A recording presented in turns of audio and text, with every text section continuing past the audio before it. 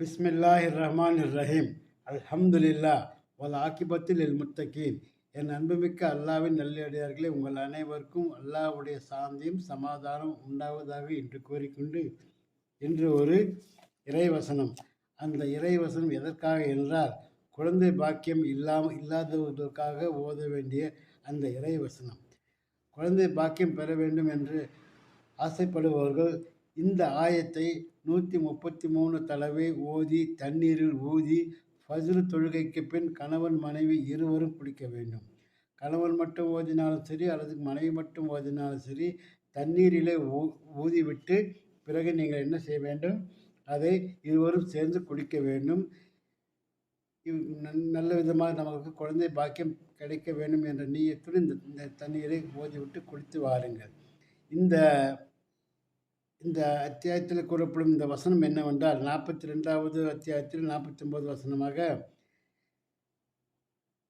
லில்லாஹி முல்கு சமாவாதி வல் அர்த் யஹ்லுகு மா யஷா யஹ்பு லிமை யஷாவு இனாசவும் வ யஹ்பு லிமை யஷாவு ஸுகூர்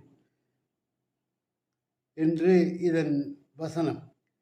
இந்த வசனத்தின் பொருள் என்னவென்றால், வானங்கள் பூமியுடைய ஆட்சி அல்லாஹ்வுக்கே உரியதாகும்.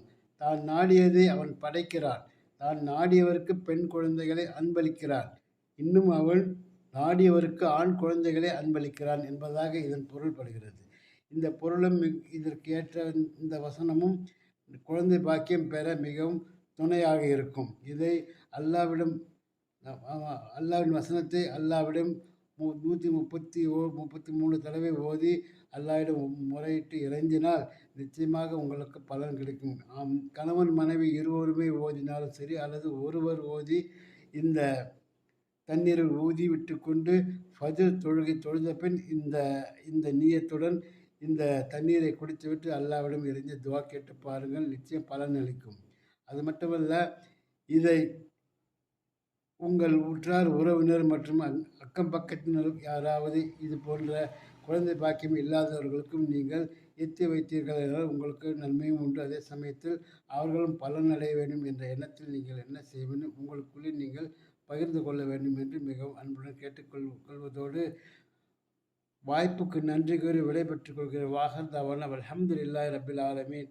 மேலும் நீங்கள் தேவைப்பட்டால் போர்டில் எழுத வேண்டும் என்று நீங்கள் விரும்பினால் இதற்கும் நீங்கள் என்ன செய்யுங்கள், எனக்கு விவரம் கமெண்ட் செக்ஷனில் எங்களுக்கு விவரம் தெரியுங்கள். நிச்சயம் உங்களுக்கு அழகான முறையில் எழுதி பகிர்விடுகிறேன் என்று கூறிக்கொண்டு, மீண்டும் ஒருவரை வாய்ப்புக்கு நன்றி கூறி விடைபெற்றுக் கொள்கிற வாஹர் தவானா அல்ஹம்துலில்லாஹி ரப்பில் ஆலமீன். அஸ்ஸலாமு அலைக்கும் வரஹ்மத்துல்லாஹி தஆலா வபரகாத்துஹு.